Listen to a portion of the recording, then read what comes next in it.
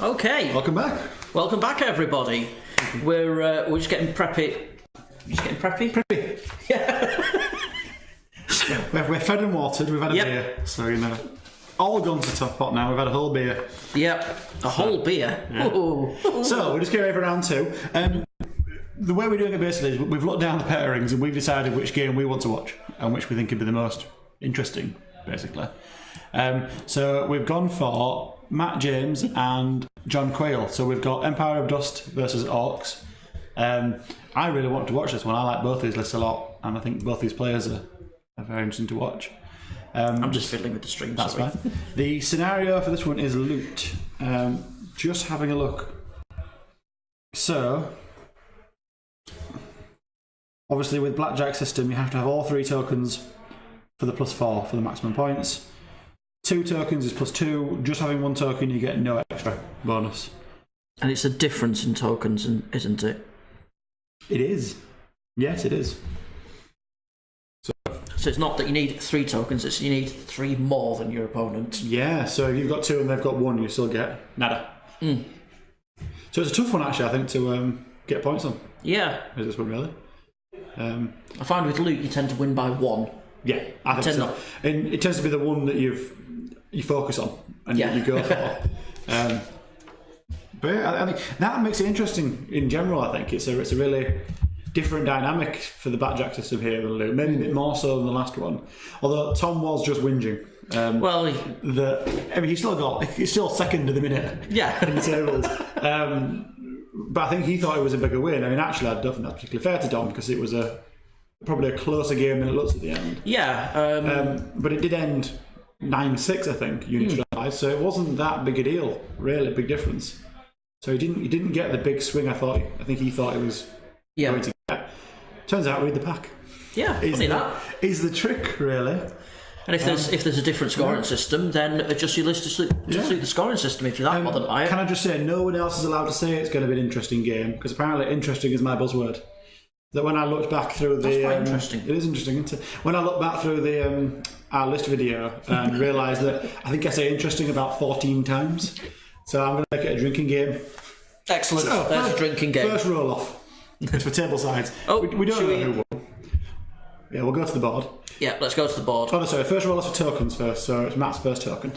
Yeah, so we've got same board as last time. I think what we'll probably do after game 3 is move the terrain around a little bit for games 4 and 5 tomorrow, just so we get a bit of variety for people watching, really. I know people want to see the army lists on screen, but I'm afraid that I didn't have time to do that. We're not that high-tech yet. Potentially that high-tech, but it needs a lot of adjustment to get that working, and I don't have that time at the moment. I think I've started something now. Yep. Yeah, that was a mistake, wasn't it? Yeah, you kind of brought that on yourself, didn't you? I did. That's interesting that people like it. So they're playing this with 3 loot tokens. 3 loot tokens, yeah. Yep. Oh. Each player gets 1, so it's 3 in play altogether. Ah, yeah. That's interesting. Not D3. Yeah, that's how I always is. Is it? For loot, yeah. No, it's D3 loots. That's push. Loot's always 3. 3 on the centre line. Oh, it's 3 on the centre line. Yeah.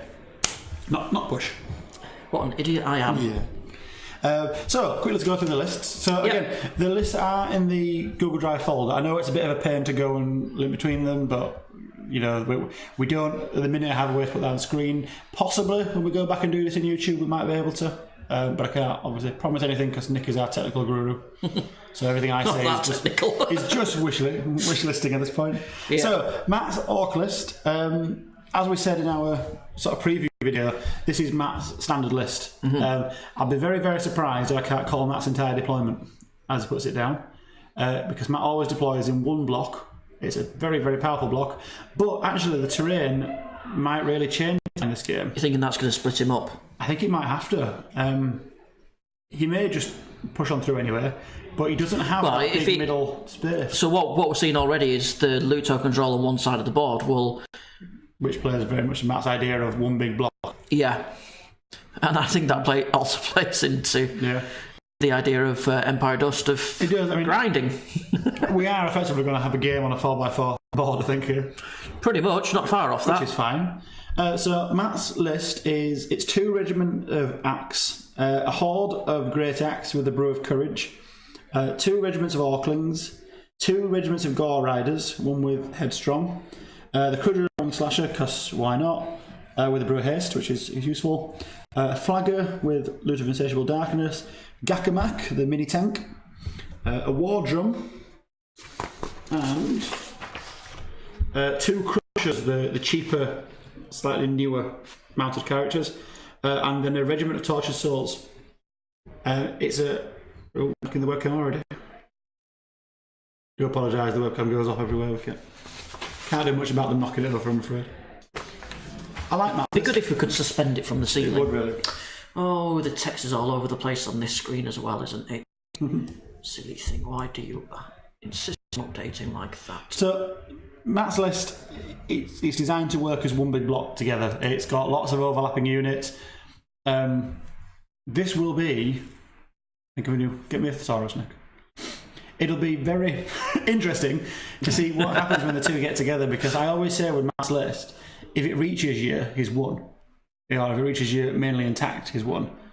Because it punches like a brick shithouse, in the non-family friendly way of saying it.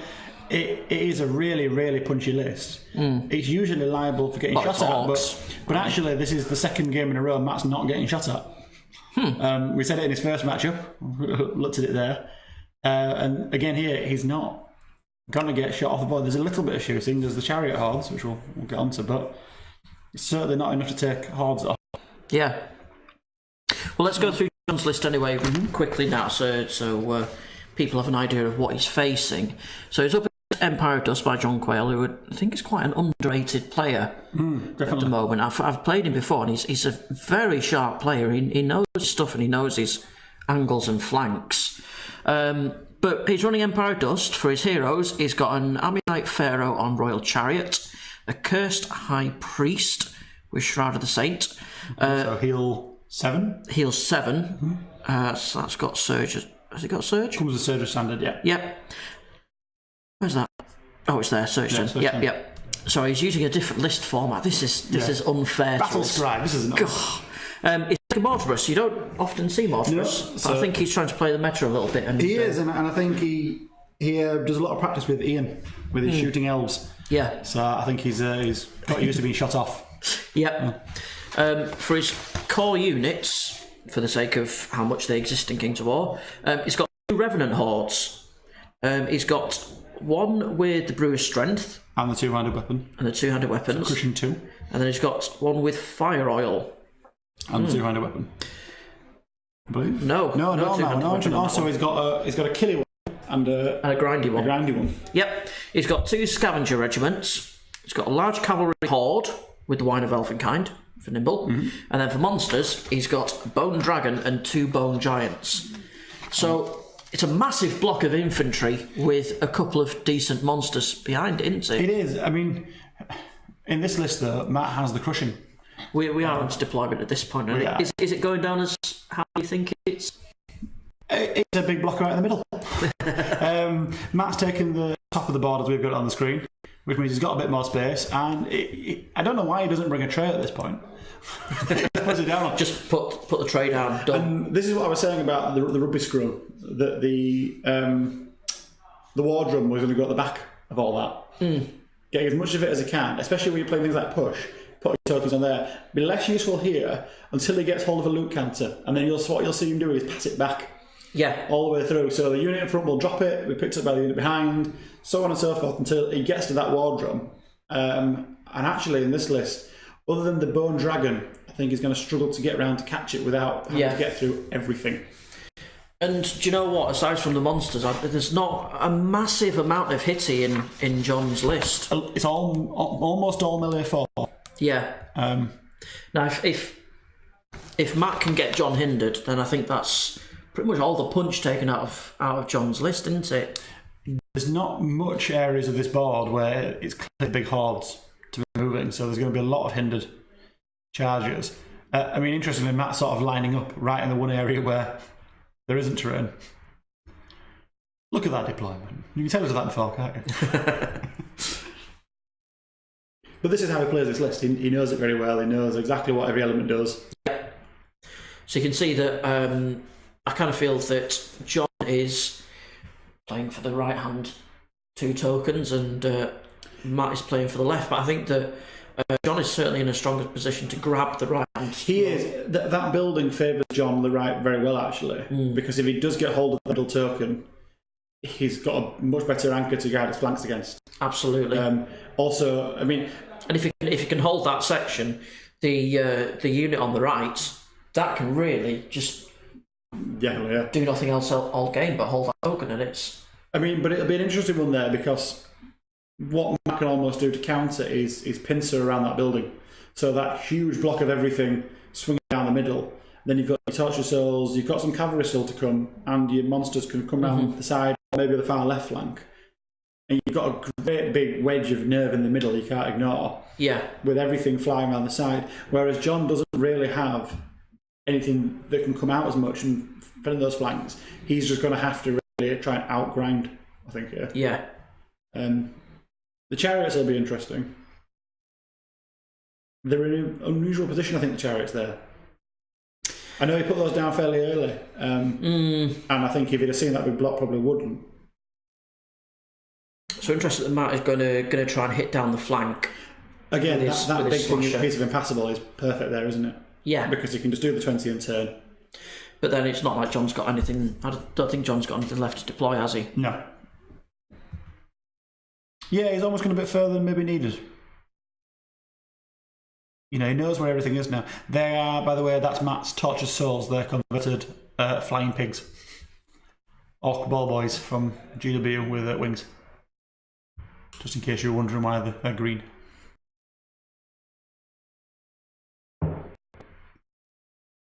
His cavalry placement's going to be interesting here. Where he's thinking is it? Because I don't see winning out against the horde on the right. No, I don't. But he's almost he's almost given up on that. Yeah. That far right token. Which not even any token resistance against it. No, which I think is interesting, because those horde can grab it and then it's going to happen. That horde can grab it and then rejoin play without worrying now.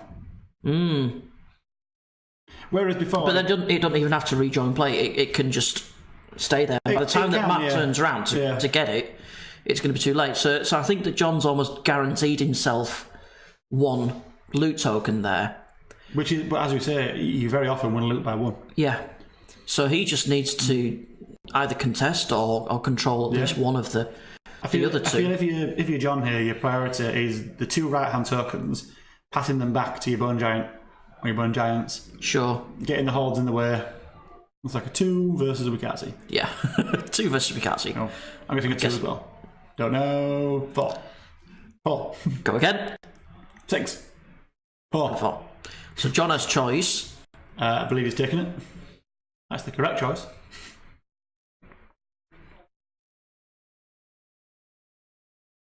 And he has. Yes, so I was John. And yeah, straight up, he wants it. Yeah. Interested to know which is which of the Revenants. I think the one on the left is the Defense 5 one, because that's the Mantic models for Revenant. For Mummies, actually, I believe it is. Right. With the shields. I'm liking the giant arm on the bone giant. That's the Screaming Skull catapult from GW with the hugely long reaching arm. Oh yeah, putting that defensive horde on the right, I think that's the right call to make, because it can just grab that token, and even if Matt manages to deal with the rest of the army, he's not going to be able to grind through that horde at the end. Not if he's only getting towards it at turn 5 or 6, definitely. No. But these tokens don't impede any of his units at all. No. What I think is more likely to do, to be honest, though, is to grab it with the horde and pass it back to the giant. Do you think? I would, because then you're only losing a giant that can sit at the back of the game and isn't going to get caught, and your hordes can then carry on and do some damage. I'd prefer to keep it on the horde if it's the defensive one. The defensive one's that one on the left, I believe. Oh, right. The defensive one's the one on the right. Yeah. Okay, yeah. I see what you mean. Yeah. So shooting at the gore is going to move him up to do. I don't know whether he would be able to get the get that horde into any sort of range to help out in the centre after it's picked up the loot token, though. No, So it's going to take him another 2 turns to pick it up. 1, because he can move and pivot. 1 turn to pick it up. And then you've got it then, because then you can pass it back, and you're only going to be relevant again turn 5 or 6, for example, but you're still relevant, whereas otherwise you could be totally out of the game then. I would personally want to use the threat range of the giant myself. But let's see how John wants to play it. Yeah, definitely. He's more experienced with this army than either of us, so... My only reason for not using the giant would be that if any army can grind down a giant, it's this one. There's a lot of crushing and a lot of attacks. And Bane Chant, things like that in there, but we'll see. He may also, I think not everyone always thinks about dropping tokens. Having not watched John play many games, I don't know how in his mind it is about the idea of passing tokens back and playing and dropping them. Playing a scrum. So we got some shooting going out. He mentioned about the pointing. No, I'll go and tell them. Don't go tell them this. Yeah, we just mentioned people playing on stream if they don't mind pointing, just so we know roughly who's doing what.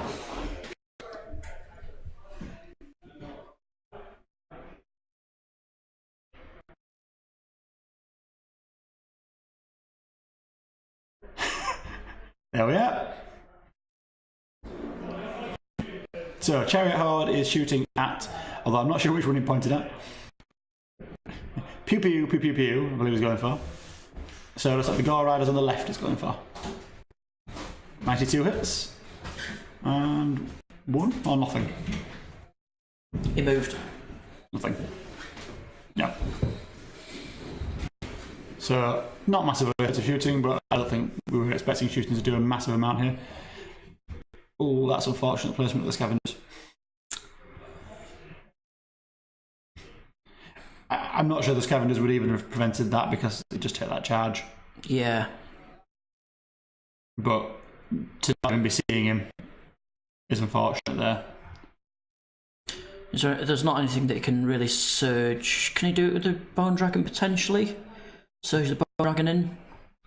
Potentially, that's a big 10. Well, 20 move, I suppose, isn't it? No shambling, 10-inch move. Yeah. It's a big surge that he would need. Yeah. And does he have the heroes nearby? The Pharaoh does have surge. Okay. Yeah, I would have used. I'd have at least used the Scavengers to cover that landing zone. That looks to me. And the chariots can hit next turn. That does look to me a bit like he wasn't expecting him to come quite that fast, or even really thought about it. To be honest. Again, that's interesting whether he's not touched the forest, so the Scavengers can't see him, or he can see through to the chariots. Chariots aren't in a good position now. No. I wonder if they're in charge, even if they pivot. I suspect they are. The chariots would probably be able to charge the Gore Riders, but then will be in a terrible position himself. Yeah.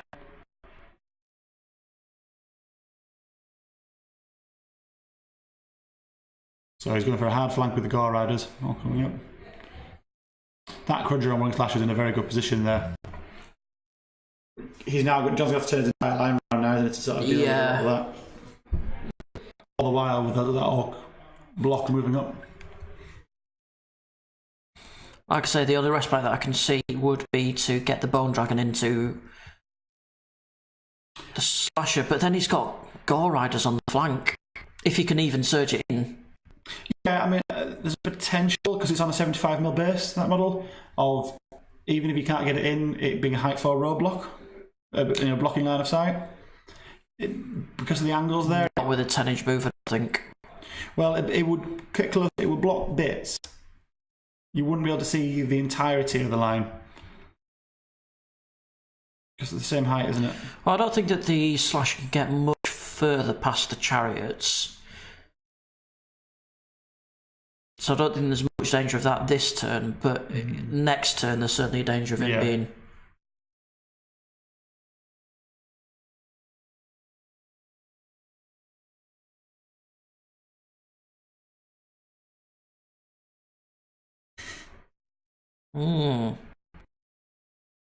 Dum. They're circling. They certainly are.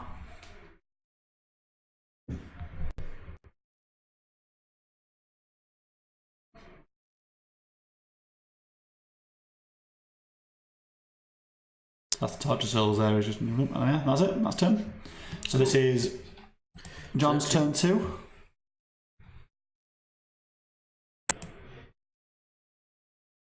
This is where something like a flying pharaoh would be very useful. Those individuals, just for guarding your lines, are huge. Yeah.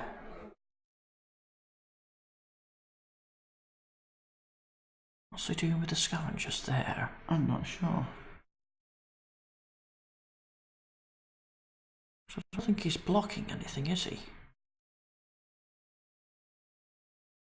Blocking a charge? Potentially just getting them out of the way so that...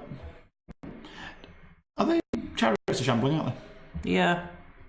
Oh. He's preventing the hindered chariots. There we go. Yep. That's what we didn't see. Yeah. That's our plan. That's his plan. Yep. There we go. See, they're a glorious trap. There was a plan. So the chariots, I don't see these much. So 16 attacks hitting on force. Thunderous 2. Thunderous 2. With bench and there's no chance. Either non-existent, too far away. I don't have bench actually. So the only danger that I would see with that is that he would potentially be taking a tortured soul unit in the flank of the chariots the next turn. Yeah, potentially on that angle, yeah. Because they would they'd be able to see the chariots, and they would potentially, yeah, with that angle, because you're further across, to avoid the hindering, you are up in your flanks. I mean, I think it is the better solution there. There's not much else you can do. That feels like a better solution than half things I was thinking. Ooh, that's interesting. So who was that going in there with the bunch? Oh, so that's the dragon and... Was that a giant as well? Giant? Yeah. Yep. Well, we'll give him this. He's certainly not shy about quitting. Which, in fairness... Yeah, go for it. Here we are, bit of chef-tastic. The thing about mass formation is that it can get gummed up. It can, yeah. Very quickly. Which we might see here. I mean, he's only going to be able to do this trick once. Yeah. Because this is, he's got a scavenger unit to the left, which is almost definitely going to die to something. Gore Rider's his turn. These ones, if they go forward, will probably die. That's his chaffling gone.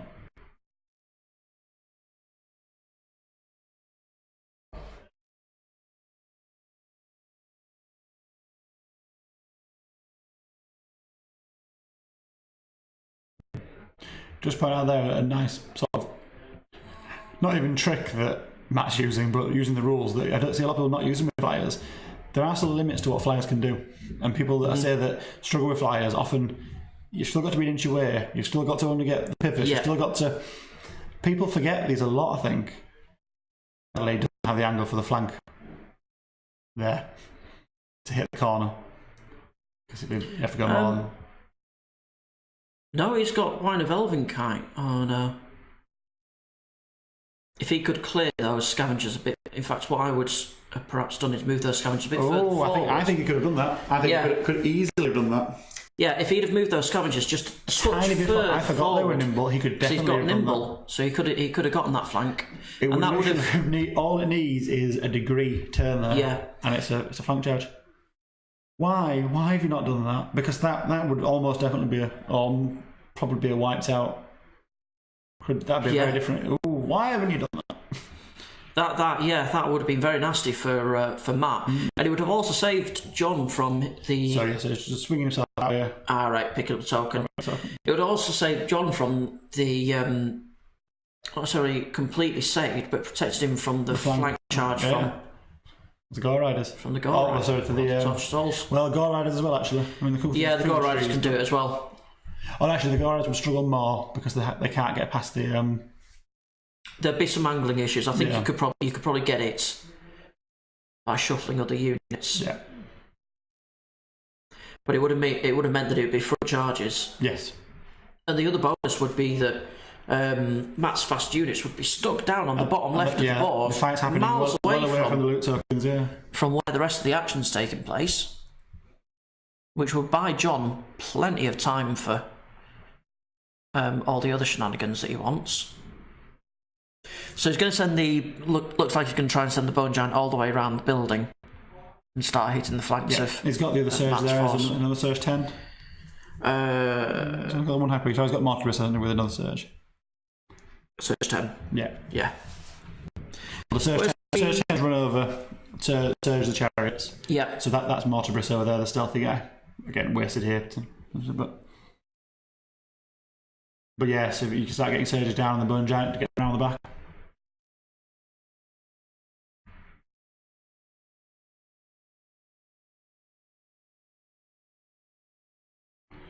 So John has one token, he's going to get the next one next turn. And he's got a huge amount of nerve in between him and his horde now with the token, with the Bone Giant and the Bone Dragon. I like the positioning. So he's going to really struggle to pick up that.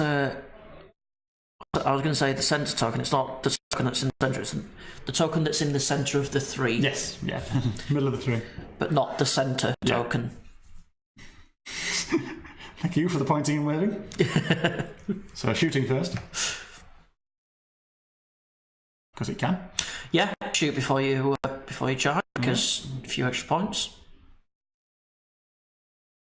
That's quite 3, I think. 3, yeah.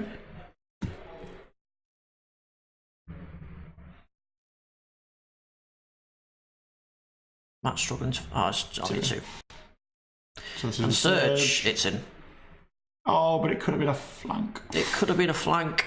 I mean, yeah, he'd have sacrificed the scavengers, but I think he's going to lose them anyway. Yeah. But it could have been a flank. It could, very much so. And that would have been such a better position for his. That's a big misses, that, isn't it? I mean, yeah. Should be talking 16 hits, 12 damage. Trees, yeah. As opposed to 6. And a much better position, and it's a yeah. And that wouldn't be far away from at least wavering the slasher, if not killing it. It'd be a 5 at that point to kill, wouldn't it? It'd be 17. So 16, 18, yeah. It'd be a 4 to waiver and 6 kills, so you're almost guaranteed a waiver. Yeah. So, and that would have played havoc with the counter charge against the chariots. This is a charge here.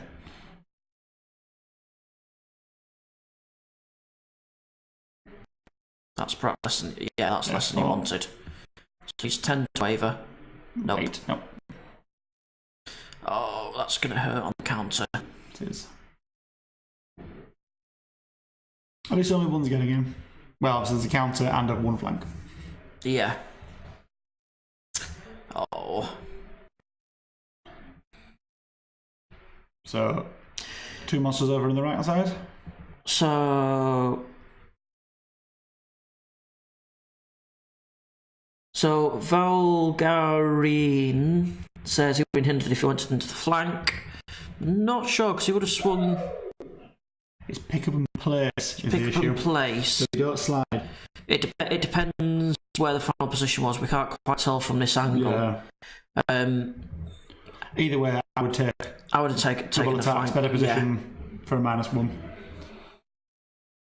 I think even just to draw his cavalry. Yeah. You're now almost definitely going to lose that chariot. Yeah. Horde next turn, I think.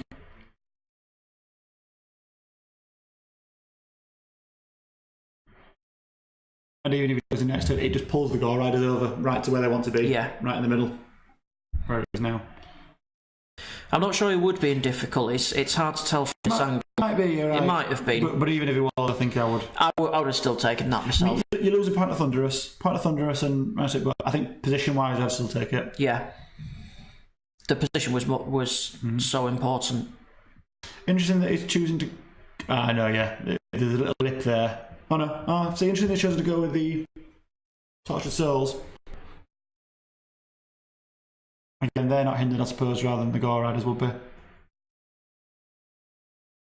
Like I say, I think there'd be some positioning issues for taking on the for getting the Gore Riders in there. You could have done it by shuffling all the units out of the way. Yeah.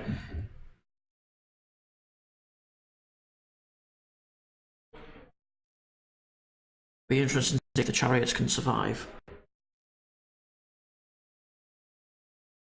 He hasn't at the minute countercharged with his Crudger, but I'm not sure what else he would do with him there. He's disordered, so he can't fly away. He could do the turn and move, get away. I'm not sure what benefit you get from that, to be honest, though. They're a lot less scary now, those in the front without the Thunderous. Yeah. And does he have Bane Chant? I don't think he does know. He's got the heal and surge on his Yeah. His one wizard. He's got Bane Chant on Mortibrus. Oh, Where is he's Mortibrus? far over there. It's too hard.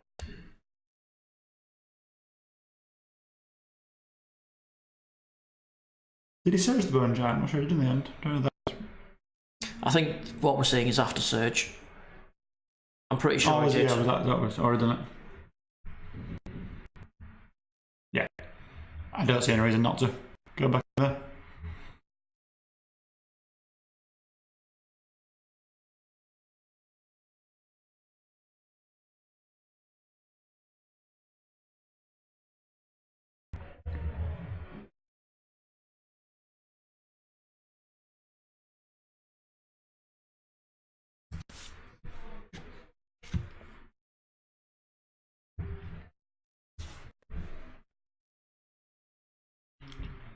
Well, the question now is, what do you do about the scavengers? Do you... I think you just throw your options out, don't you? There's not much behind it. Like, yeah, he's got the horde of whatevers, but the Bone Dragon's not behind. So it's not like he's going to break through the scavengers and suddenly he's going to get hit by something else. No, I think a turn too early. I think with the scavengers going there. I mean, what they are doing is protecting the flanks of the Bone Giant, which I think is what they're there for. Just under the one in, I think. I'm just going to hold it in place. Potentially you don't break it though, doing that way. Then it is in the way then. I would have sent both in with a Bane Chant there. Gives you a screen as well, moves your Auckland screen back to exactly where you want it. You could even pick up a token.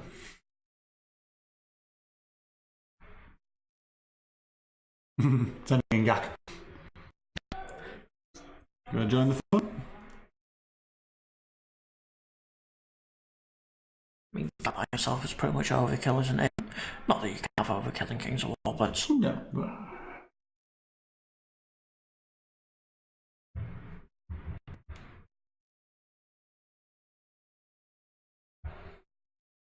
I don't see a way of winning on the left-hand flank for John. I mean, he's surprised neither of us saw the chariots surging in, so I don't know if there's something that we're missing, but I don't think that's going to end well for him.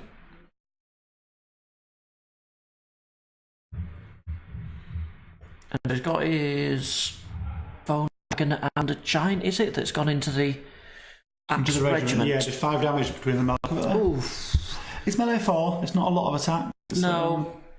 How many attacks are combined? Bone Dragon is 9. 9, is it? And then D6 plus 6. Okay. I didn't see what he rolled on the D6, but I don't think that's far under. No. Maybe you'd hope for a bit more. Maybe a couple of points under what you would expect. I think, to be honest, the strength of that is just getting them up in there, isn't it? Yeah. Getting them in the way, maybe you're fighting that, you're not then contesting that middle. Yeah, maybe personally I might have looked at moving the dragon up but not charging, so that it can't be counter-charged. Yeah. And then you've potentially got... And then you're fighting one at a time. I suppose, but do you not want to break that regiment?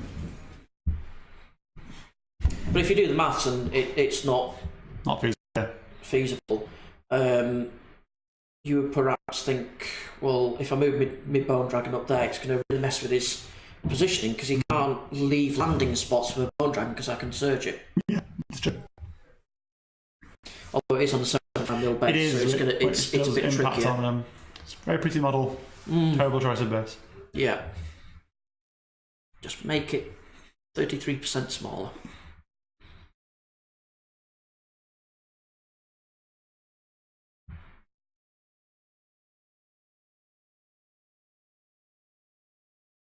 That's a crusher just coming to get in the way there. I think that's Gak that's charged the scavengers, but it might not be actually. It might be Gak right there. Gak's riding on a lion in that list.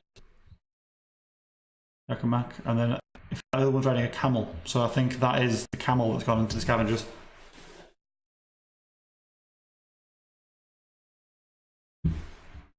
He's not sure. That's certainly something good. Yeah.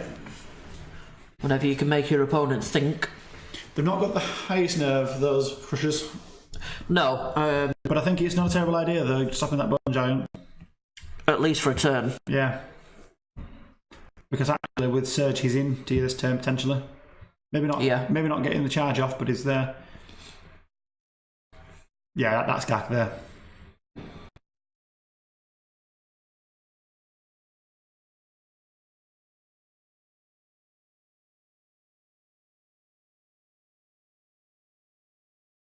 Yeah, so I can't see to charge him, so I just stood in the way. Stand in the way. With Gak ready to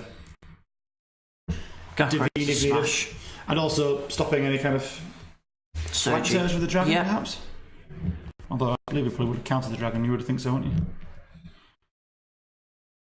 Well, I don't know if he's stopping the you have to account for the dragon, surely. You have to account for it, but...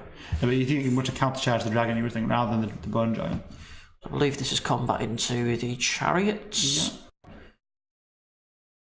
There's quite a few ones there, isn't there?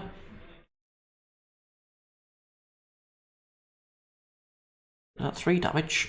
Yep. John's taking it to heart and the pointing at like ice. Yeah, that's my opponent, yes, over there.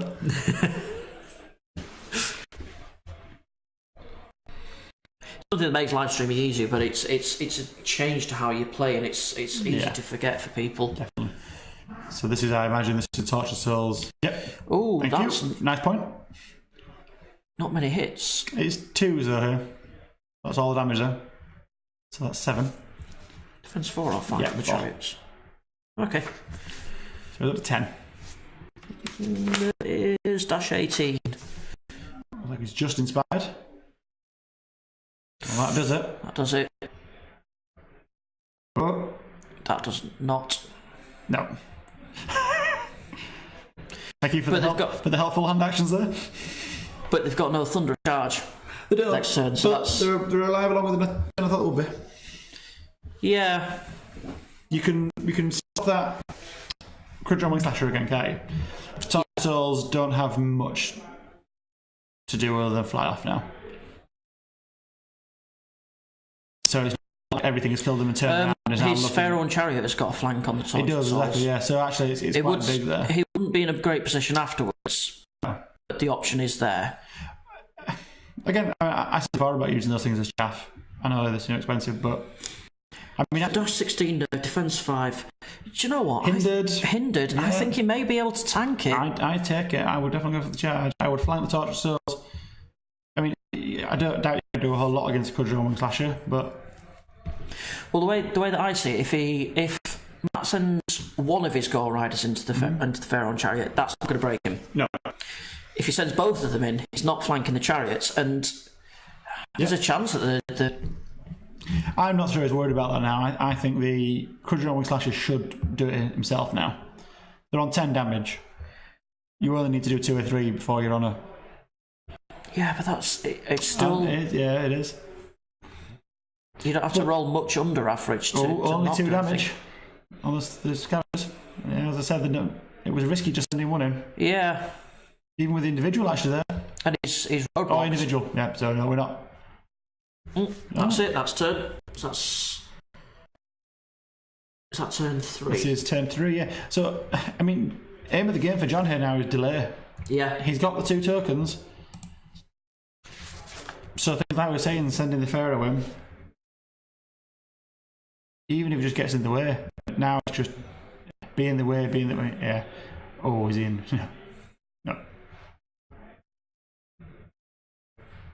Didn't see any dice rolled for the red on top there. Were they wavered then? Possibly. I missed that earlier, if so. If they're wavered, can the bone dragon jump over? And again, possibly. There's no surge that can reach us. Well, actually, the mounted surge possibly potentially could, but unlikely. Mortimer's. Again, building in the way. Potential, unlikely. Potential, but yeah, unlikely. And the Pharaoh's technically got surge, but he wants to be doing stuff, doesn't he, really? Yeah. Oh, Matt. Does he want to do the multi-charge? Is that what you're thinking? I don't think that's the right idea, personally. I mean, try all your options, but... But then again, if the Bone Dragon and Giant go into that regiment again, I'd say they've got a decent chance of breaking it. Yes. I think they only did 5 damage. I didn't wear them. Well, you could waver it on 5 damage. And it's not like the Dragon and Giant are going to get flanked next turn or something, because Matt still has to spend at least one more turn chewing through the Scavengers. I wouldn't charge the Orklings with the Scavengers, because I wouldn't want to risk breaking them. No, it's true, actually. No, don't do it! Individual. Charge the individual. Oh. I mean, he may slow run, but it's like to kill him. You can choose to pivot instead of overrunning. Or just stay where he is. Yeah. Right, so, yeah. So, we're either way. Oh, it's going into the flank. Question is, can he get surge there? If he can get surge there, this could be significant. I mean, even the position's significant. It's still only melee 4. Yeah. So it's effectively a chariot horde going into the front of you. Okay, so it's not amazing. No. But it means that Matt can't really advance at this point. It does, and the counter charge throws you way out where you want to be. It's a good move, I like it. And here we are. So this is both tokens now. And all of a sudden, the initiative is completely now in John's court, isn't it? You know, it's a...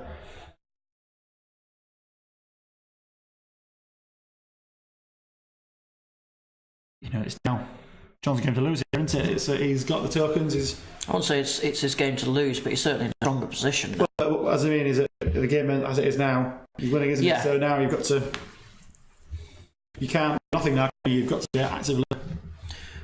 It's not like he's technically, but he's in a bad position. He's in a good position, and he's winning. Yeah.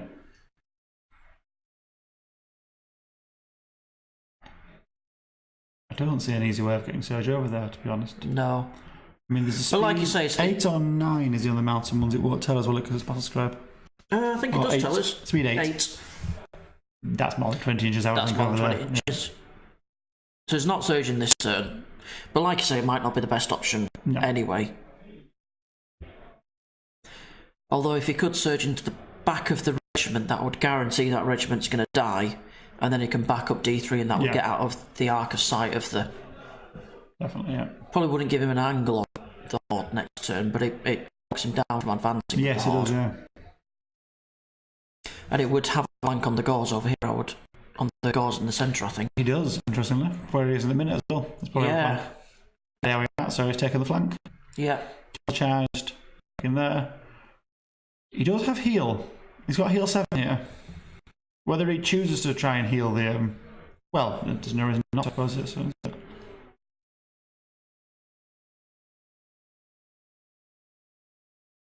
Heal actually swings it to be quite interesting, where you've basically got to commit the gauze to break the chariot horde. Because they've got life leech, they've got heal.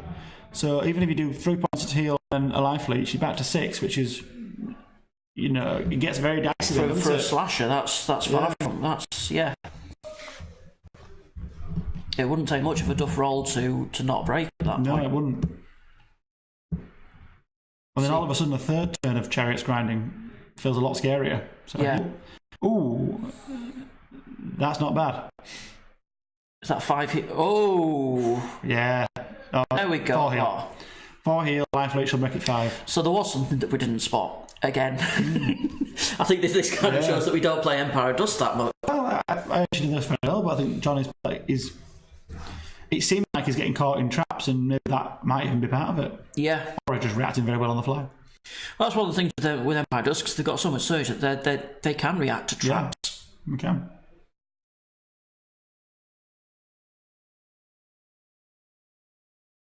As I say, shooting from somewhere? From something. Not sure what. Mortimerous? Oh, possibly. He's got lightning bolts, believe it. Yes, like bolt 4. So he's done 1 damage to the God Riders. Yep. That's sure.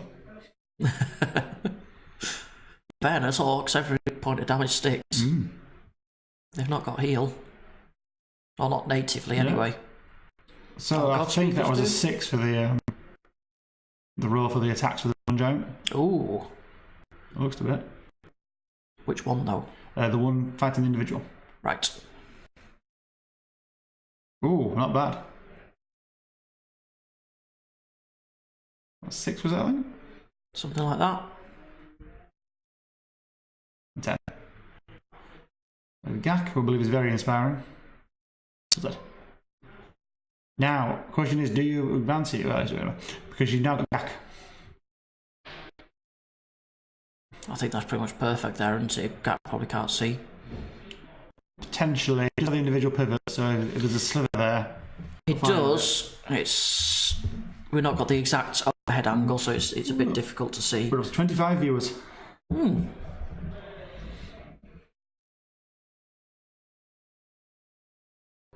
Any questions, Brian? Any comments? Do stick them in the chat. We're watching the chat as we go along.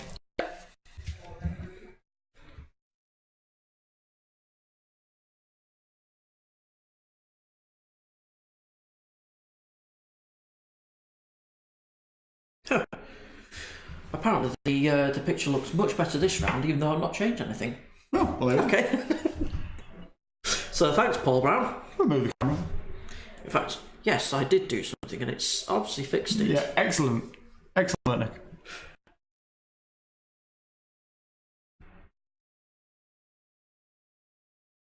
So, the chariot here, I think they should definitely break the Tortured Souls. This is 3s and 2s. And then dash 15 nerve, 14 nerve?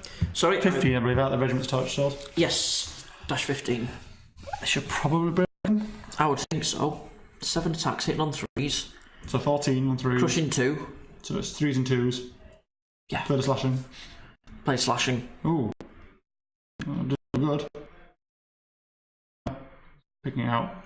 Yes. That misses. So that'll look like 8 damage, I think. 7 or 8, yeah. So you'd average roll to get them here, basically. That's got a 6 in it. Looks like it, but there we go. Oh no. That's not enough. No. I'm feeling also. Might be a struggle to get. Oh, that's the Tortured Souls. Interesting, because yeah, the Tortured Souls. They can still flank again. We can. I mean, they've lost a thunderous charge. Yeah. Looks like it was 7 and then a 7. So 1 shot.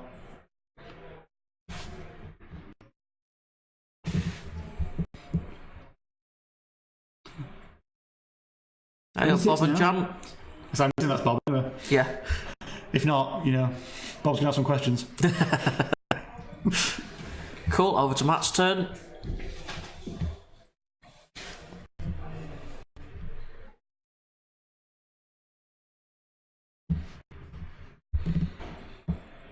Matt just nudged the dragon. Ooh. Cheating. Calling it. Those committee cheats, we all know it. Yep. I would say, does everybody know that Mr. Yeah, I see it, it's alright. Matt playing here is Mr. Rules Committee himself. So where is he trying to get out of Arc to? So I'm guessing he's trying to get Gakmak out of Arc. I suppose so, yeah. Or was he checking if Gak was in the front or the flank? Yeah. Because that's important there, isn't it?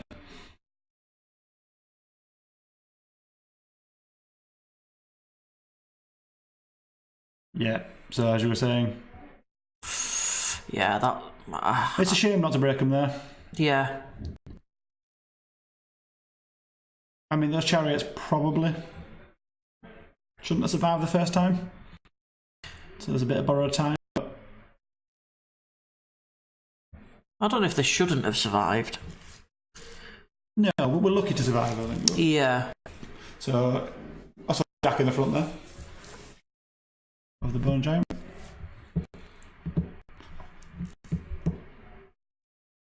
That's a tricky one there, because with the individual you can still sneak past. Yeah. I was going to say, it's surprising the angles that you can pull off versus an individual. And I don't know in my head whether going from 50 to a 75 changes it. But Shouldn't matter, should it? I don't think so. Still the same difference back and it's still the same angle, isn't it? Right, what he's doing is sending the wardroom in to lock down. Yeah, to prevent that completely, which is a clever move, otherwise you're getting flanked there. As we're saying, it's not the end of the world being flanked there, but if you can avoid it.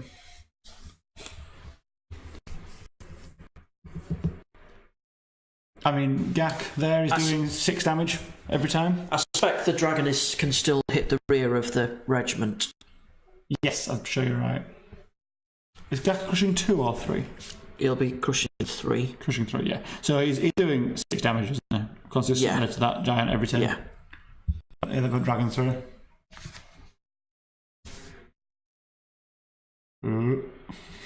So a couple of turns of that and the dragon's going to be in real danger. Yeah. Let alone the wardroom in the flank. But all the while, what turn are we on here? Is this Matt's 3? Yep. All the while, John's got 2 tokens. Yeah. On untouched hordes. So yeah, by the time he gets to that... And he could drop the token back as well. He could. If he's in danger, he can drop it completely, and just sidle off with it. You've got a bone giant there. You could potentially take it. It's an interesting one where he can effectively... Said it again. I'd say it again. But he can lose everything here. You know, it won't be a big win for him. No. But he could lose everything except that one horde. If that horde's got 2 tokens, don't matter.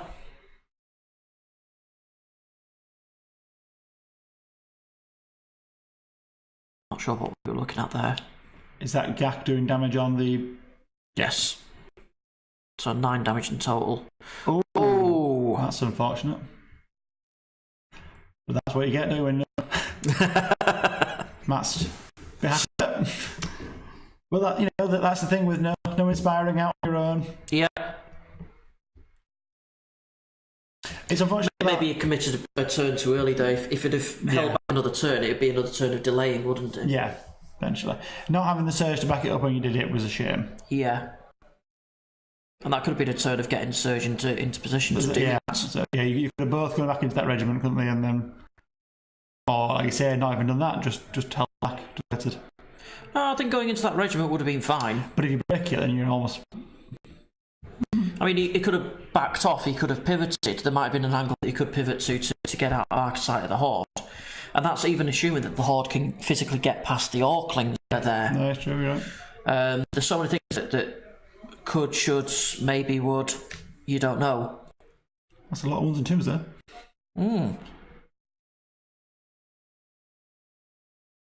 So where's this? This is on the...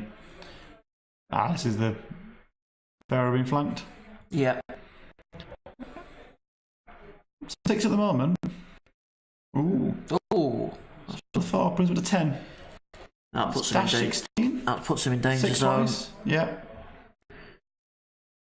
Yeah. Yeah. Oh. Yeah, it's a shame, that one. Yeah, it's difficult with the torch souls, isn't it? It was close when you go and break them. I think it came down to needing an 8 and he got a 7. You know, he got bang on average rolls there, so... Yeah, I think with the dragon, if you'd have held back another turn, like I say, it'd be another turn of grinding, and if you'd have jumped over the back of the regiment and killed it with Surge, it's a unit down. It's a lot of misses. We're looking at the goals here. Souls in the flank, I believe. 1. Yeah. Lots of gestures. But there's many goals coming. Yeah. So, they are hindered at least. I'm quite enjoying Laurel and Hardy. 3 Stooges play Kings of War. That'll be the first volley of attacks. Yeah. Yeah, that's a decent number. Yeah. Yeah, they're in serious danger, so this is double 1 now, isn't it? Yeah, definitely. You know, they can be lucky with the that way. I mean, inspired. You're now down to the double 1 territory trial. The odds of 1 in 18, is it? 1 in 36 twice.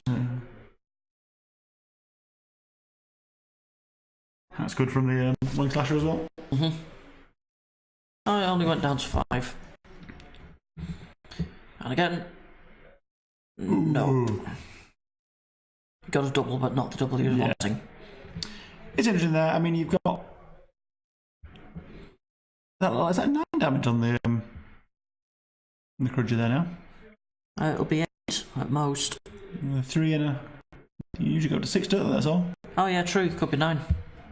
So the chariots went down swinging. Yeah. I think as all people wish to do. Yeah. But actually, that's not a terrible trade. But it would have been nicer if the positioning was further in the bottom left. Yeah, and it would be fronts everywhere, and it would still be hindered, and maybe one more turn surviving. Which, I think the impression is that John thrives on delaying. Yeah. And he does, doesn't he, really? This is Unfortunately, I think he's just gone in a turn too early on everything. Yeah, so it's a turn 4 next, isn't it? So he's got at least 3 more turns he has to endure. Yeah. John's now lost pretty much all of his delaying piece, hasn't he? But he then has the ability to back up and... Now, I mean, Matt's fairly roadblocked. Yeah. So it's turn 4 now.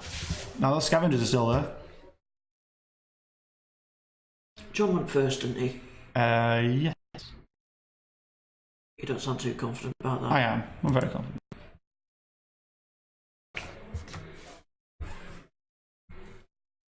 Would you change anything up here?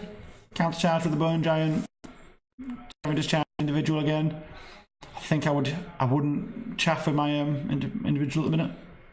I'd just come out of dodge. I would even be tempted not to charge with the Bone Giant. No? Not the one that's in front, certainly. Like I say, his army's a delaying game. For as long as those Orcs are there, as long as that regiment of axes there, that horde is stuck. Yeah, that's true. I'm guessing the building's preventing multi-charge with Gak. Yeah. But even if Gak goes in, if you clear that horde, if you clear that regiment, the horde can potentially get moving. At the moment, it's roadblocked. It can't do anything. Yeah. I mean, you've got the Torch Souls coming in, potentially with a flank on the Bone Giant. Bone Giant can take that. It's a shame here, really, that he's now out of chip damage with shooting. Well, lightning bolts. The lightning bolt. In fact, if the Bone Giant sidesteps, I think the Tortured Souls would. No, don't turn it in. If the Bone Giant sidesteps, I think. Okay. Oh. I like that. I like that because then you've got another piece in play that's just in the way. He's clogging things up. Again, that horde at the minute. Keeping Gakamak busy. Yes, Gakamak can take that Bone Giant out, but it's keeping Gakamak busy. So 13-15 there, is it, Gak? Yeah. But Bone Giant will threaten him in one go. True. Potentially two. If he gets a decent attack roll. It's plenty of bump time every time he fires. I think if the Bone Giant attacking the regiment had sidestepped to the right... Dropping the token here. Yeah. If it had sidestepped to the right, then even if the Tortured Souls could charge, I'm not sure they could, even if they could charge, then they would be hindered. Yeah. So we'll be dropping the token, passing it back. Yeah. Right, conga line now, you've got to get through this before coming to this. And then... What's that, 48 points of nerve now you've got to break through? 48 points of nerve. With heal. And you're going to be taking damage. Yeah, looks like he's well out of range. The flyer there. So it's another turn of getting there. Yeah. I mean, he's in range of the front horde, but you won't be sending that in by itself, surely. I don't think the flyer's in range. I think it's in range of the front horde. I thought he was just out. Just was just touching it. But again, I don't think you're sending it. No. I think you flag it around the back at you for a bit of late game hope. Yeah, you send it round the flank. Mm. Yeah, I would be sending it towards the bottom of the board. The bottom of the board. Yeah. Facing flanks. Yes, the surge, but with footprint holes like that, it's difficult. Yeah, he's not in a position at the minute, is he, to catch people out with surge. Run it away. Yeah. I think you have to at this point. I think you'll need him, you'll need the heal. Need the heal, need the surge, need heal everything. 7, heal everything. It's a really useful piece to have still around. Is he inspiring? Yep, I believe so. Cursed High Priest. As well, yeah. But... And his chaff. If Matt does break through the front horde, throw this guy under the bus. One more thing to hold down, is it? Yeah, well, out of range there. 20's there, look. Right. It's back at that unit.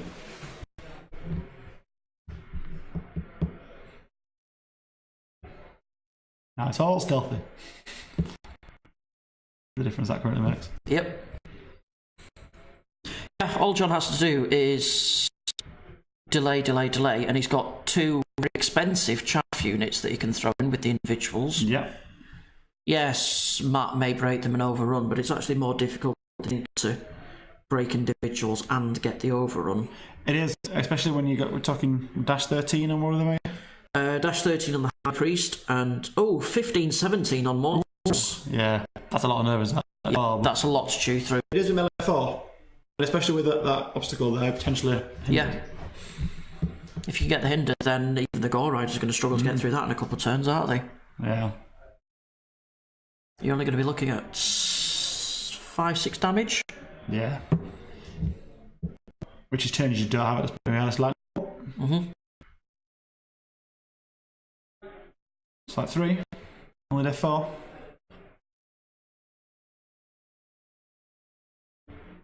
So it's back up to 8.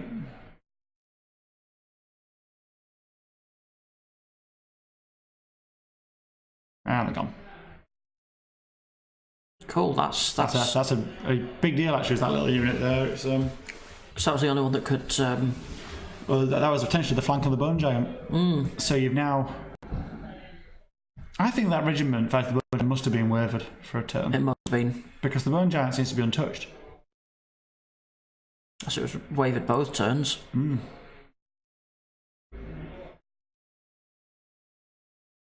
So 2 damage, it looks like it on Gak.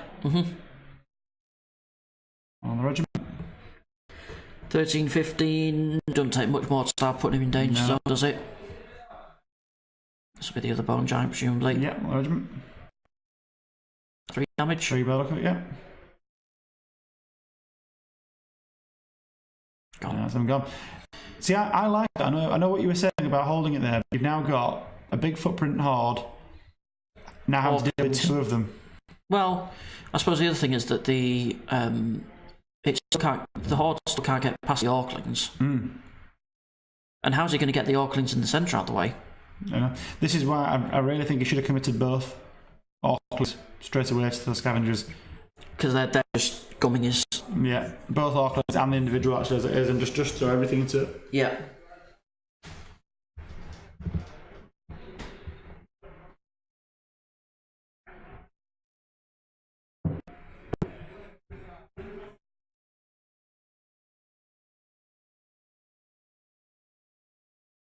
Yeah, so it looks like Matt's going around. Now, those woods are really help John. Yeah, because it just has... Well, Matt can't. Can he move at the double? He can, but anywhere he does it won't. I don't think he can. 22 inches. Ah, right. So he can get over, and we'll probably have an... so actually, he's probably going to be coming in sooner than I thought. I thought he was going to have to go around the trees. Yeah, I did. Oh, Brew Haste there's done with them. Surge distance. If the Orklings... It is surge distance, actually, isn't that? I mean, is that a straight line there? I guess it is, isn't it? Yeah. Yeah. So it does still get a pivot. 9 damage. I think it's worth surging there. Yeah. Back up, move, surge, kill it, turn around. Try and kill it anyway. Is there a potential for the back horde to get a flank with a surge? If... It's calling tokens, so you can't surge it. Right. It's not worth playing with tokens for dropping and flying and landing on. But you back up your 2.5. Potentially, actually, you might not be able to get out of the way enough. Well, he's going to have to do something with the hordes anyway, because he can't leave them there. You could pivot both of them just to be in the front. It's assuming that Matt wouldn't get right up in his face and block the horde's movement. It's possible, potential now that the Just trying to that's do a hindered with Gak Gak, there. yeah.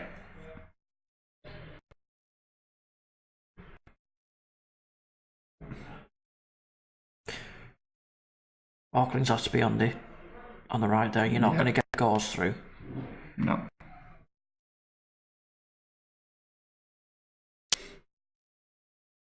No. No. It's a very curvy move there. Yeah.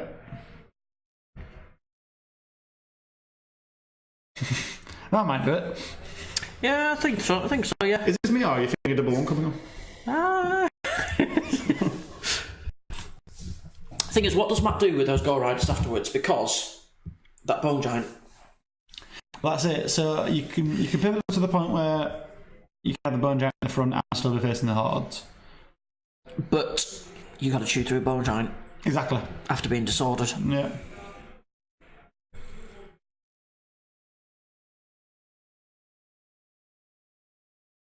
My question is, can the rear horde back up enough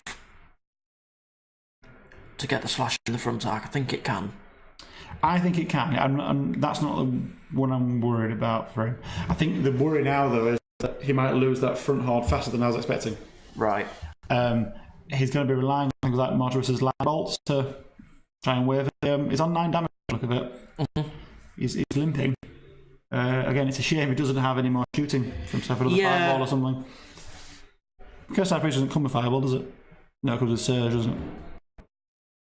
Oh, Surge. I mean, he's on 9 damage. The Crunch Slash is on 9 damage. And it's 16 to waver. So if John gets 2 points of damage, it's only 5 to waver. A single lightning bolt and you're odds on to waver it. Yeah. So this is something. Gak, I want to say. Yeah, Gak. This is terrifying Aucklings. Maybe hit it. Oh, Gak did 6 points damage. Yeah. I thought it did 1 point of damage. Look at the Aucklings go. Oh, got 6s and got 5 hits. Defense 5 that hard, isn't it? Or is that the... That's the defense 5 one, yeah. Yeah. Oh, 4 damage. So nothing for damage. No. Oh, 3, so either got the wrong way around, which is possible. Or they have. Yeah. Oh, they've got crushing from somewhere. There is Bane Chant knocking around, I think. Let's list. Flagger with elusive insatiable darkness. Yeah. Wherever that is. Oh, it's back here. So I doubt this. No, it's not. So they must be the defense 4 one.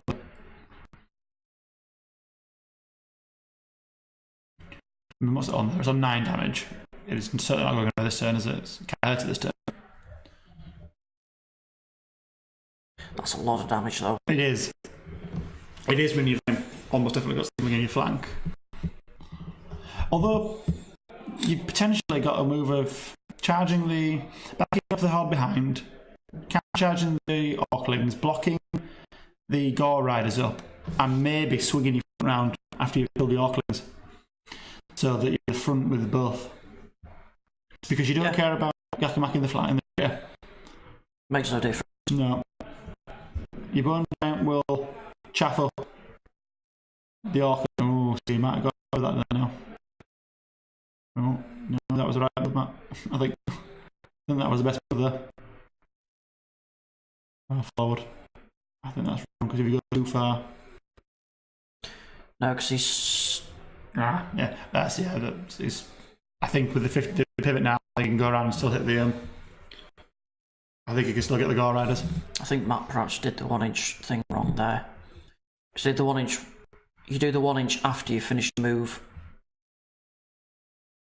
which he hasn't. And that saved it. It has. I mean, there's no damage on there, is there? So. I mean, you can go into the individual Again, and then... it doesn't actually matter because what he's trying to do there is blocking. So you go into the individual and you get the same result. So you can... But you can overrun. I think my back. If he goes into the individual and overruns into... I think he might be out of hack. The individual now is a problem. Surge. Yeah. Oh, inch away though. We can't. There's a little channel there. We can't really get down. Right, easily. yeah.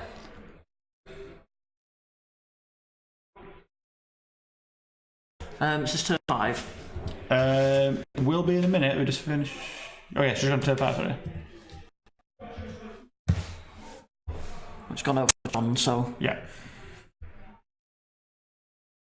So this is a tricky one. Because I think you've got to back up as much as you can with the rightmost horde. I think you go for the Orklings to kill them to get a reposition. But the big one really is that bone giant. If there's anything you can do with that giant, can't do that. You're within an inch.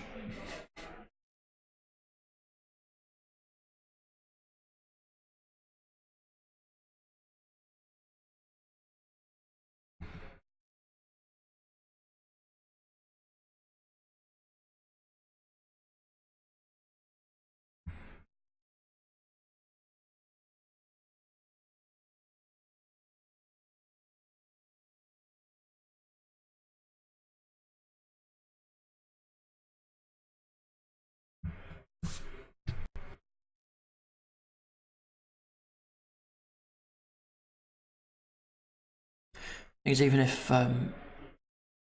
if John takes out the Orklings, what's he going to do about all the Gore Riders?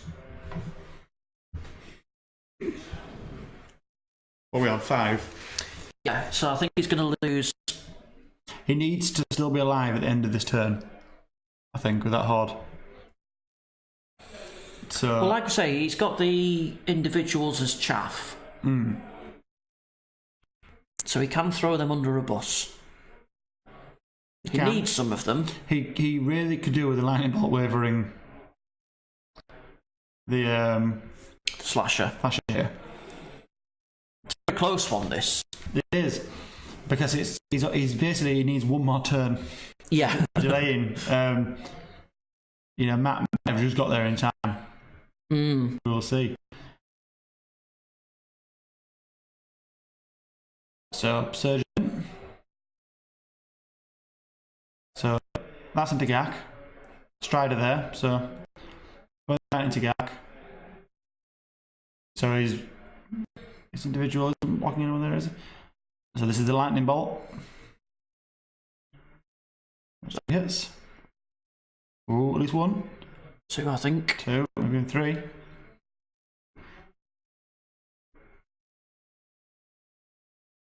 Can we see the numbers before they put it under the wing? Oh, well, that's a good roll. Oh. Still think that's a waiver. Yep. Late wait. Got a thumbs up. So that's big. 11, Yeah. 11 is on now then. So Yeah, that was a waiver. big roll. That might have been his turn needed. Yep, definitely.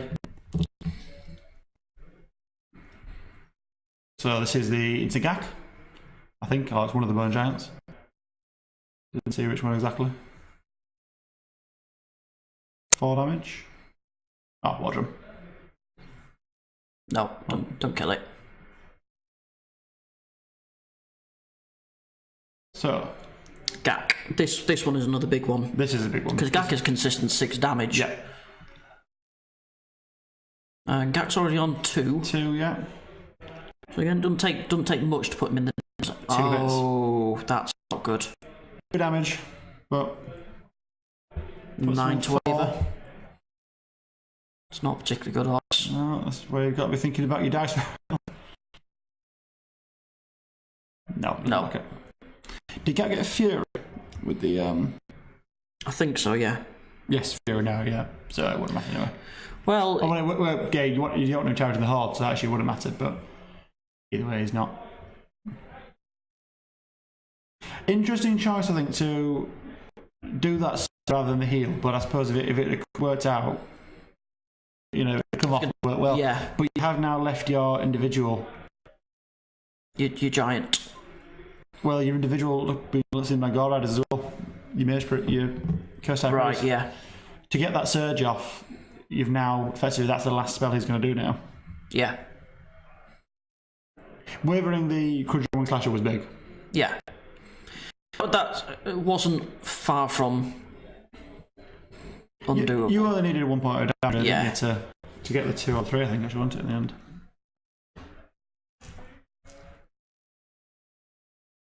And he still has Mortimer's to use as chaff.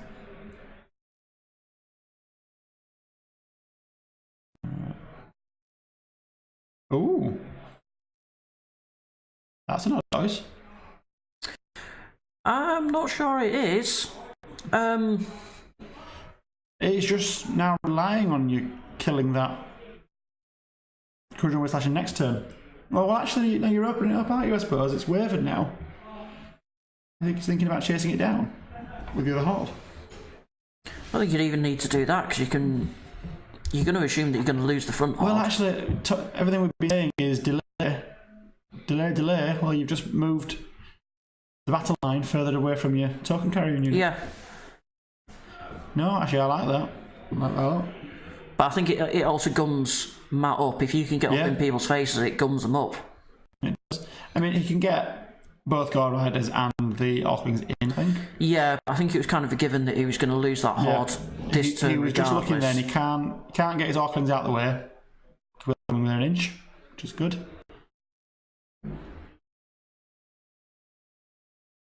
Which means we can't get the big horde in. Yeah. Again, the Orklings are just in the way now, aren't they? I don't think the big horde is going to get into the Bone Giant either. No. Yeah, Orklings are, again, just very much in the way. Yeah.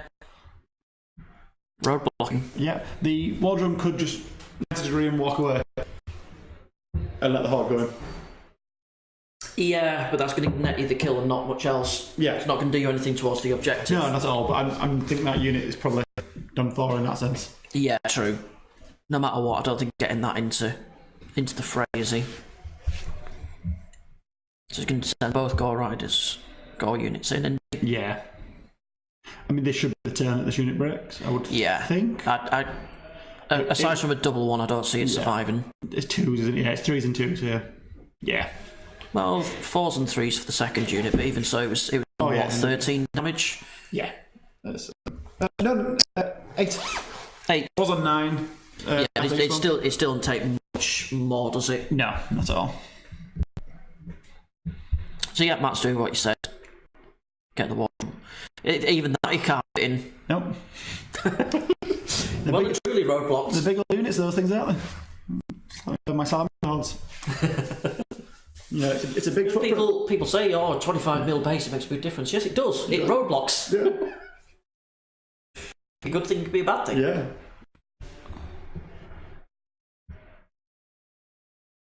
Imagine John's horse were 25mm, that'd be awesome.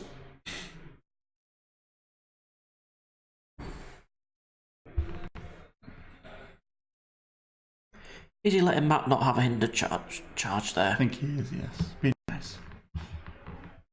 Because it doesn't matter. Playing the rules. Playing the rules.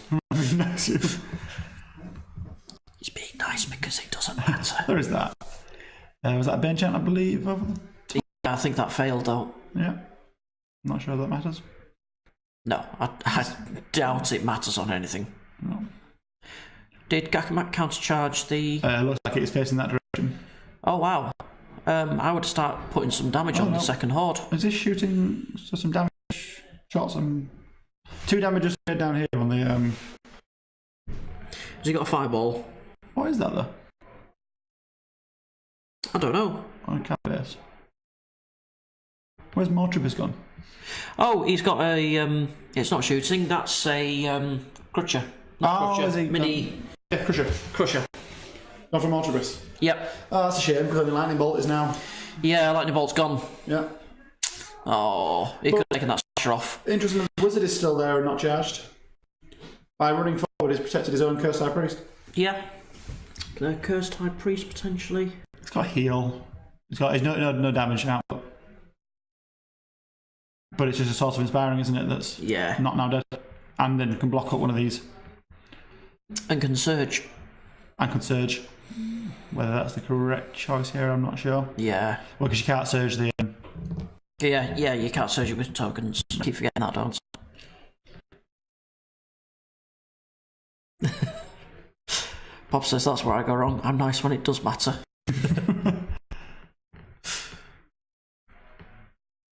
I'm sure John is nice all the time. I was just joking. Probably. He was a lovely opponent when I played him. Well, because you beat him. Yeah. Just by the skin of my teeth. Might have been foul-tempered. Lost there, so they gone. Yeah. As you say, that was a fairly inevitable one, but...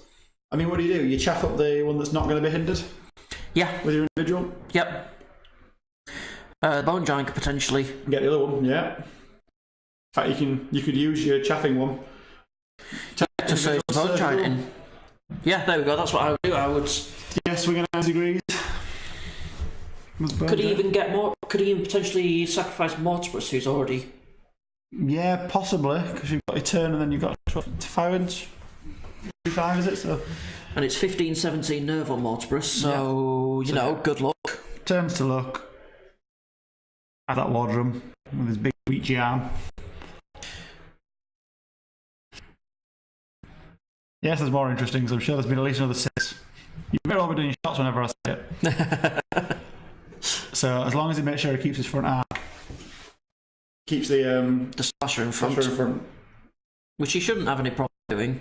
He shouldn't, but you know. People forget things. Yeah, he's turning it. Yeah, I would turn Surge the Bone Giant into the goes to the top. Yeah, and sacrifice an individual in the bottom. Actually, do you need to? You can do that, block both. And then you can still charge back. Potentially kill Gak. Because you don't need to now, look. That can't get round. That can't get him. So, sorry, I'm pointing, by the way. So, the bottom one cannot get round the... Can't get... No, you're right. Can't get around the individual now. You kill Gak. You're laughing. Turn 5? Turn 6. Turn 6. Ah, right. So this is a big deal now, isn't it? Yeah. A turn 7 could be quite devastating for... I don't think so. I think that wave is a very big deal.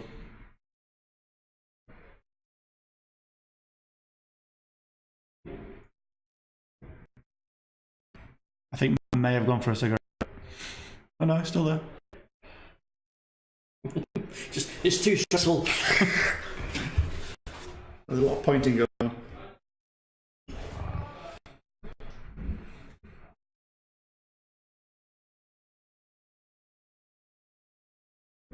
So, do you keep him around for the inspiring? Probably you do.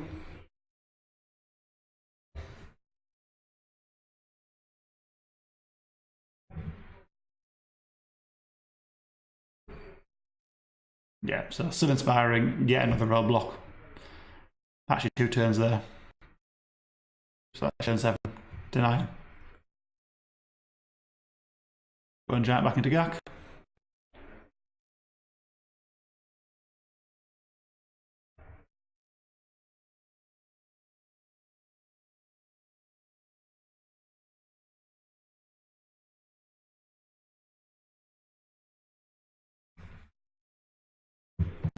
So this is shooting here, so heal on the Bone Giant.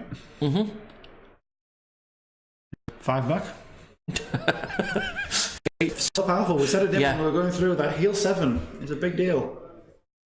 So when you roll well, you roll really well. And when you're rolling for high nerve, high defense things anyway, yeah, it really has a bigger impact. That's a lot of attacks on. Is it the Wardrum? I don't think we 2. 2 whatever there. Is it not taking any damage yet? Apparently not. I'm sure it's taken some damage. In fact, yeah, they're now thinking about this. Yeah.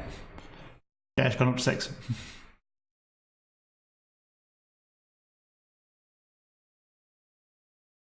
Not enough. No. Still road blocking. 4, 6, 10. Moved. Dead. Yeah. I don't know what happened there. It's dead. They removed it. Brutal. Ah. The Wardrum stash 11. Yeah, there you are. Yeah. I'm in the way. Look at me go. You're hindered charging me. Yeah, melee 3 though, isn't it? So it's not. Big crushing 3 with the champ.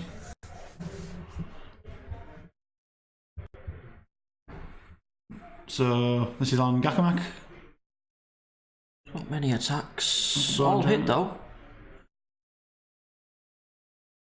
That's what this is. That was to kill. Oh, he doesn't check yet.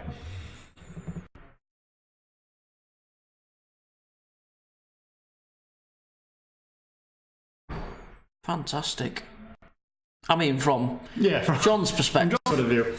Not that we're biased in this game or anything. But it's nice to see. Shenanigans and surgery. Yep. Nice to see an army that's underutilised that people think is underpowered. It is, and this is playing the scenario. Yeah. To the complete degree. You know, this whole game has been playing the scenario where we often see people playing 5 turns of kill, and then 6 and maybe 7. Does, but... Well, but you can do with a list of Toms, but Empire just have to play the scenario. Yeah. And he's played it perfectly. Yeah. But it's not good playing the scenario because they don't move. Yeah.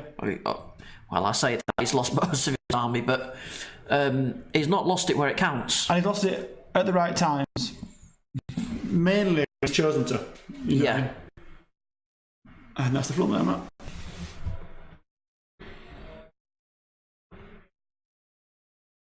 Could be deceptive cards at the angle on those. Yeah, but he has to move the other gore unit out the way. I think that means I'm in the front. Well, I was thinking more like if the left hand gores, the top gores want to try and charge the bone giant. If the other gore unit wasn't there, they could have potentially done that from the angles that he can get off individuals. This is potentially the last turn. I think what Matt needs to do here is turn both gores into the mounted wizard, and the Crudger into the other thing, and just assume you're going to get a 7. You've got to play for a 7, haven't you? Yeah. Kill both. Well, the thing is that if the gores go into the front here, they've got a decent overrun there, potential overrun too. They do, but I would be more tempted just to send your individual and your wing slasher into the Martial Abyss. Yeah. He's already on 2 damage there. It's not huge. Send your other Gore Riders in, just have everything, try and clear that lane up to get every last ditch thing you can into that horde into a 7. But if you don't kill Mortibus, the Bone Giant can come in next turn. It can, you just got to clear as much as you can up, I think. I don't think there's any merit in sending anything into that horde now until you can send everything in. Yeah, both of them. Oh, no. Okay. Ooh. He can't move anywhere. He could do the turn because one's gone forward and one's not. So he's got a little bit of wiggle room for that. He certainly can't move.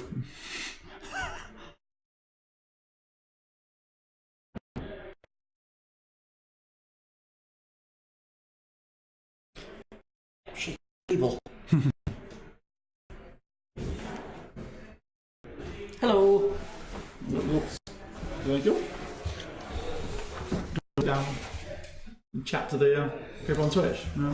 You do that while I go to the... Oh, Chris, go down. Nick's leaving us. Do you want to introduce yourself? No, you're not going to reach on the microphone. No, that's alright. Do you want to introduce yourself? No. This is Chris Coburn, one of the Masters players playing with the Zogres. Scraped in. You did better than me. You got in. How did you do? Needed a turn 7 for the win. Got a draw. Oh, we got a draw. Not bad. Who were you playing? Rich Tomlinson. Oh, good game. Yeah, my blaster did 12 points of damage. It did something. Just to show Nick wrong. My other blaster, to my Red Goblin Baby, to my Giant, to his Exemplar of the Brotherhood, to his Monster Hunter Knights, to his Monster Hunter Knight Hero, and to his Ensnared Beast or whatever it is. I like it. So it blew up. And then took out everything with it. Yes. There you are. Bob's saying hi, Chris. Which Bob? Which Bob? Bob. Bob. Oh. Hi, Bob.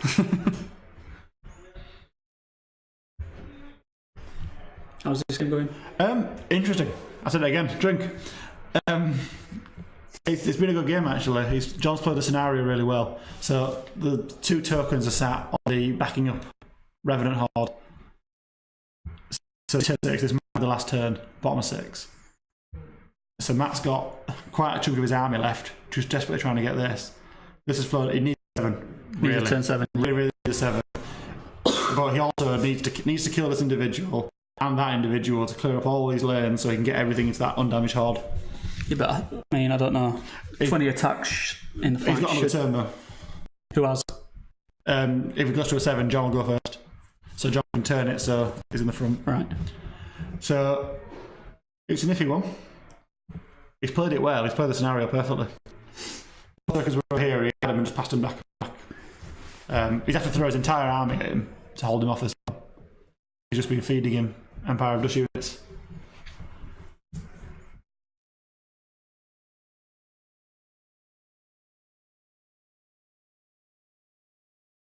One's hindered. Top one's hindered, that one's not. He needs a lot. He needs everything to go right for him once.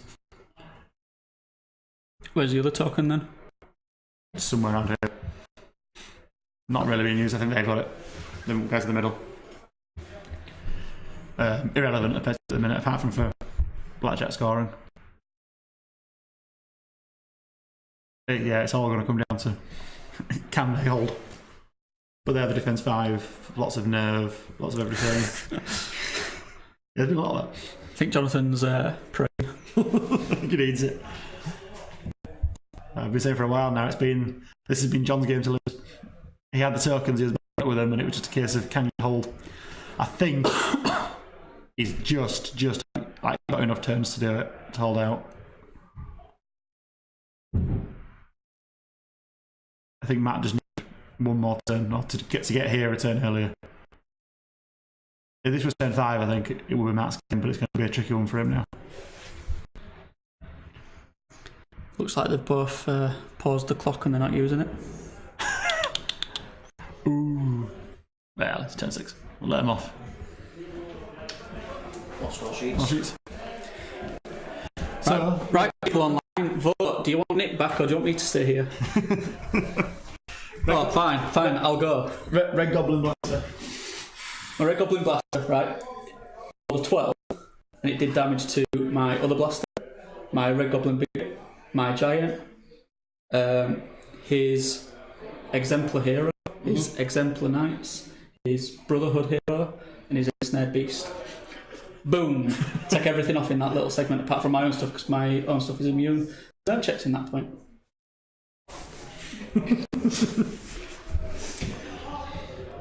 No. And then next turn, the other blaster charged the other knights and blew them up. 65 points of absolute awesome. He's gone in with the individual, and that's an interesting choice. And I did it again, drink! I think it's a good choice, that, because now you can't pivot. So if there is a 7, he's getting hit in the flank by the Quadrone with Slasher. And potentially in the front. And potentially in the front. Unless he charges whatever that is that Gakama? That's just a Crusher. So he could charge it, kill it, and then pivot to his heart's content. But I suppose Crushers, I mean, my Red Goblin's cards were taking out Crushers, so... Yeah, Crushers will die quickly. If you can block the 2 Gore Rider regiments, then... Yeah, you can potentially counter-charge the Crusher. He's got a hero individual there as well, so... Can feed enough. He's got a Giant there. The Giant can feed... Giant can feed one of them, and Mortimer's can feed the other. I think... Kill the Crusher. By doing this, he's decided that his Gores aren't going to get in, and that he's just now relying on him not killing the Crusher. For turn 7. I mean, I think at this point Matt knows that he needs to turn 7.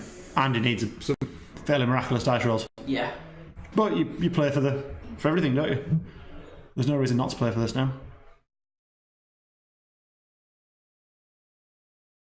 Don't you chair back? No, it's fine, I'll keep standing. It's good to stretch your legs. Yeah.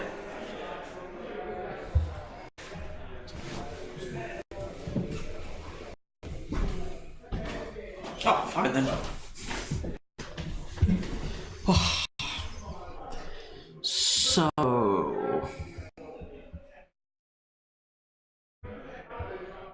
What was that roll?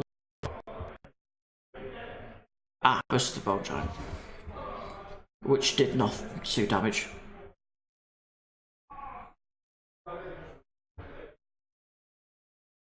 I take it Elliot's explained that John's just been playing the delay game. Yes, he's had it. His lose, and he's just been backing up and trying to feed enough units into these Gore Riders. So, do you need to be sat here to type up stuff? No, when the time comes, yeah. But if there's a turn 7, it's fairly easy to update. You replace the 6 with 7 and press save. I thought you were like phone commentary. John did this, Matt did this. No. Matt made this mistake. No. I'd never write up Matt's mistakes. No, you'd be there all day. I know. Be the longest blog post ever.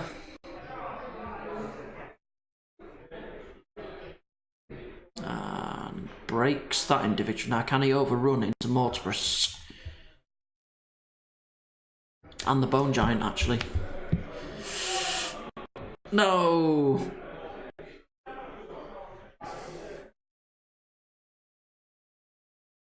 That is not what we wanted.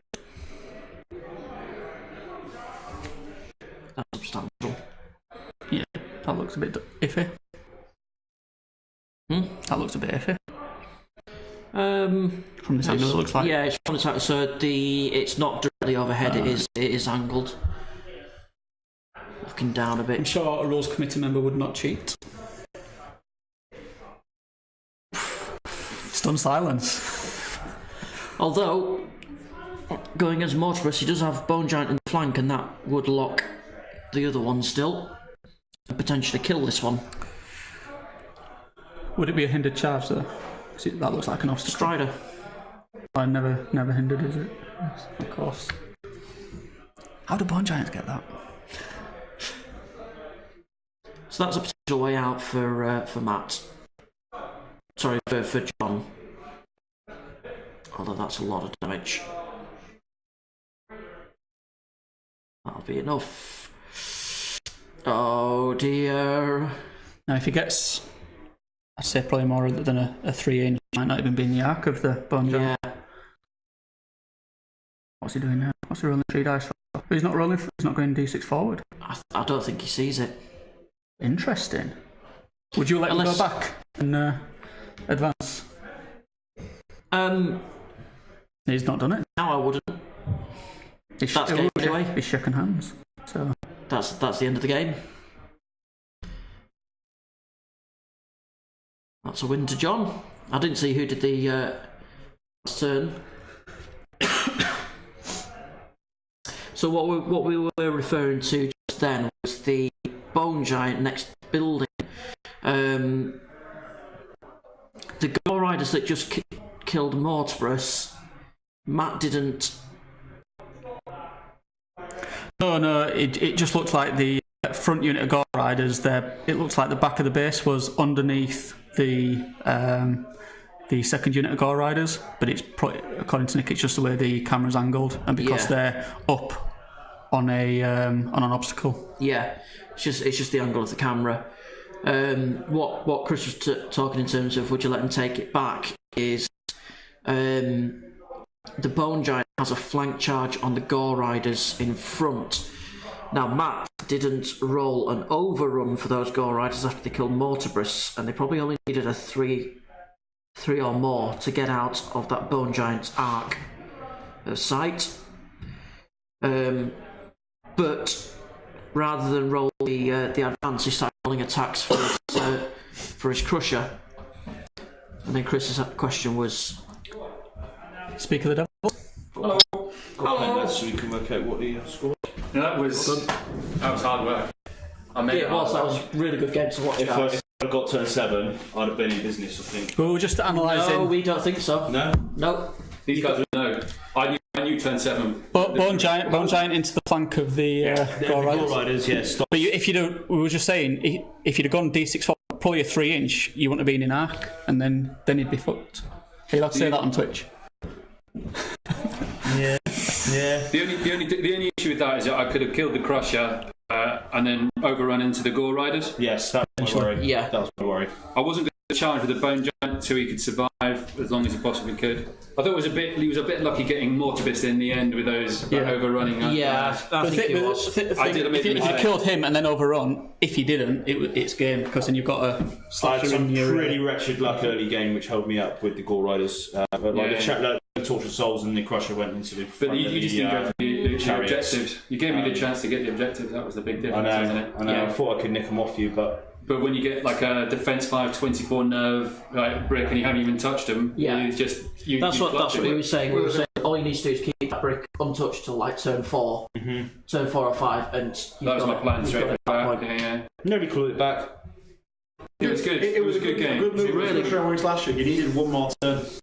Yeah, wavering that slasher at that time was key. Yeah. Yeah. Yeah, you said exactly the same thing, didn't you? It was fine margins, and he got them, and I didn't. So I think that was. I did debate going with Gore Riders and stuff on the other side and running up straight at that block.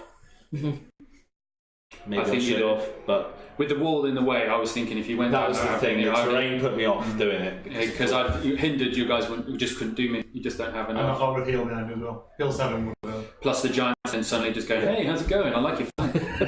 I like it a lot. So I always think you're a bad matchup for me. It's because I'm a better player, isn't it, man? It's because Elliot's fixing the draw. That's it. Yep. Right. Should we work it out?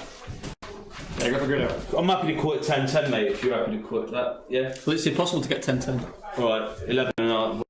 10 and a half each. Well, at least give him the 11 points. 11-10. 11-10, Nick, it was. I think it probably ended up being that way with the break, although I think you'll get. Well, you're on 14. You've not got one left, have you? Yeah, so I've got 14 for the win. So yeah, you got one victory point more, so nothing for that, and then it comes down to attrition for you plus or minus. You see, you've got a bone giant, a bone dragon, and a horde of. It's 585 points left, so he's got most. He's got 14-10, 1405. Let's go work it out. Yeah, go work it out. Go work it out. Cool. Well, right, I'm off. Yep. You're all bored of me now, anyway. Yep, absolutely. Love you, really. Cool. Well, we're going to end the stream for game 2 there.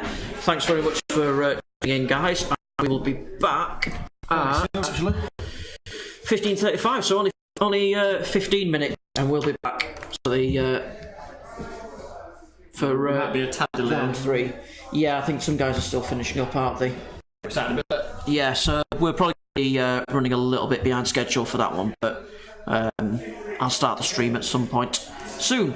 So thanks very much for tuning in, guys, and catch you again in a bit.